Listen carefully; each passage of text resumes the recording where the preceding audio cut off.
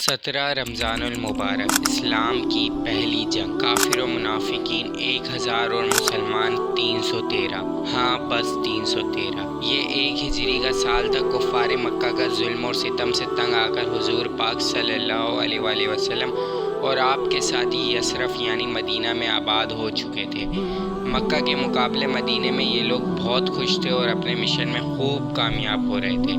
مکہ کے کافروں کو یہ بات ایک آنکھ نہ بھاتی تھی اور وہ حضور اور ان کے مشن کو فوراً ختم کرنے میں تلے تھے، اور انہوں نے ہجرت کے فوراً بعد مدینہ میں چڑھائی کی تیاری شروع کر دی۔ قریش مکہ مدینہ کے مکار یہودیوں اور منافقوں سے بھی ساز بات کرنے لگے۔ کفار مکہ کے چھوٹے چھوٹے قافلے مدینہ کے آس پاس کے علاقوں میں گھستے اور لوٹ مار کر کے بھاگ جاتے۔ کئی بار چرواہوں سے ان کی مویشیاں بھی چھین کر لے جایا کرتے۔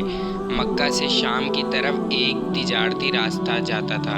اس راستے سے عرب کے تمام قبیلے تجارتی سفر کے لیے شام جایا کرتے تھے، لیکن یہ راستہ مدینے سے ہو کر گزرتا تھا۔ مکے والے اس راستے سے گزرنے والے تمام قافلوں سے ٹیکس وصول کیا کرتے تھے اور لاکھوں اشرفیاں کماتے تھے، لیکن اب اس راستے پر بنو اوس کے سردار سعد بن معاذ کا قبضہ تھا، جو اب مسلمان ہو چکے تھے۔ لہٰذا اہل مکہ اور مدینے والوں کے درمیان کشیدگی بڑھتی چلی گئی، یہاں تک کہ ایک مکی سردار قرظ بن جابر فہری نے مدینے کے باہر مسلمانوں کے ایک چرواہا پر حملہ کر دیا اور اس سے رسول اللہ صلی اللہ علیہ وآلہ وسلم کے مویشی لوٹ لیے۔ یہ ڈاکہ مسلمانوں کے لیے کھلا چیلنج تھا۔ پھر 12 رمضان کو مکہ کے تمام سردار ایک جگہ جمع ہوئے۔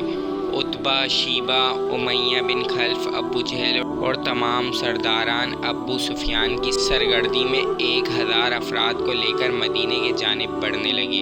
اہل مکہ نے فیصلہ کیا کہ اب مسلمانوں کا کام ختم کر کے ہی واپس آئیں گے۔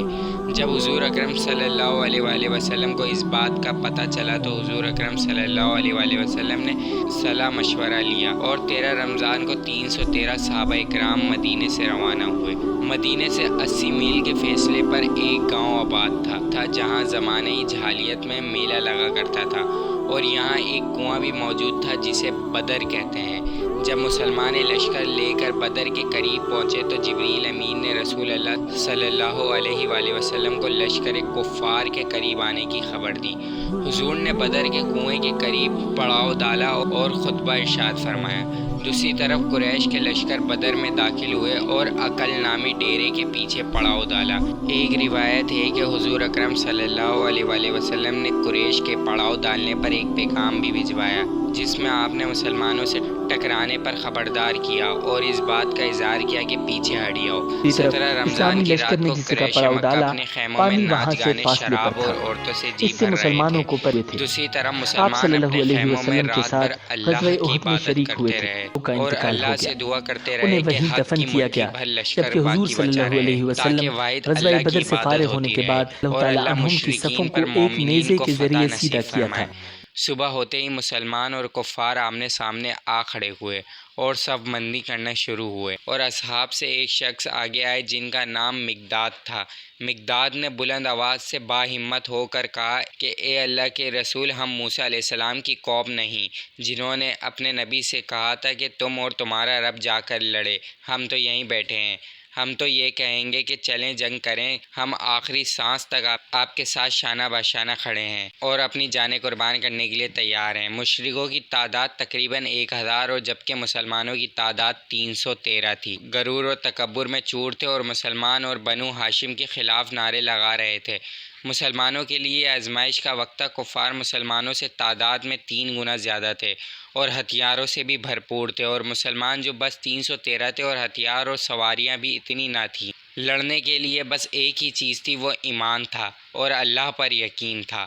عربوں کا جنگی طریقہ یہ تھا کہ جنگ سے پہلے لشکر کے بہادر آپس میں 2 ہاتھ کرتے تھے تاکہ سپاہیوں میں لڑائی کا جذبہ اور ابھر جائے۔ کفار مکہ کے لشکر سے سامنے عتبہ بن ربیعہ، اس کا بھائی شیبہ اور بیٹا ولید سامنے آیا اور مسلمانوں کو دعوت دی۔ پھر نبی پاک صلی اللہ علیہ وآلہ وسلم کے حکم سے حضرت حمزہ رضی اللہ تعالیٰ عنہ، عبیدہ رضی اللہ تعالیٰ عنہ اور حضرت امام علی رضی اللہ تعالیٰ عنہ مقابلے کے لیے آگے آئے۔ کچھ ہی پل میں حمزہ رضی اللہ تعالیٰ عنہ نے شیبہ کو واصل جہنم کر دیا اور ولید بھی امام علی کی تلوار کے نیچے آ گیا، اور حضرت عبیدہ رضی اللہ تعالیٰ عنہ عتبہ پر بھرپور وار کیا جس سے دونوں زخمی ہو گئے اور گر پڑے۔ پھر مولا علی آگے بڑھے اور عتبہ پر بھی ایسا وار کیا کہ وہ بھی سیدھا جہنم واصل ہو گیا۔ قریش کے بہادروں کا یہ انجام دیکھ کر کافر کے قدم ڈگمگانے لگے اور مسلمان کا جذبہ بڑھ گیا اور تکبیروں کی آواز بلند ہونے لگی۔ دونوں لشکر ایک دوسرے پر ٹوٹ پڑے اور کچھ ہی پل میں مسلمان کفار پر غالب آنے لگے۔ کفار کا لشکر ایک ایک کر کے ختم ہونے لگا اور قریش کے تمام سردار قتل ہونے لگے۔ آخر نتیجہ یہ نکلا کہ پیٹ پھیر کر بھاگ گئے۔ مسلمانوں کو یہ بڑی فتح نصیب ہوئی۔ مسلمانوں کے 13 صحابی شہید ہوئے اور کافروں کے 70 آدمی قتل ہوئے اور تقریباً 70 کے قریب قیدی بنا لیے گئے۔ غزوہ بدر اسلام کی پہلی جنگ تھی اور اس جنگ کو 1400 سال گزر گئے، لیکن مسلمان آج بھی اس کو یاد کرتے ہیں، اور آج ہم نے بھی میدان بدر کے مسلمانوں کی جیت کی یادوں کو تازہ کیا ہے۔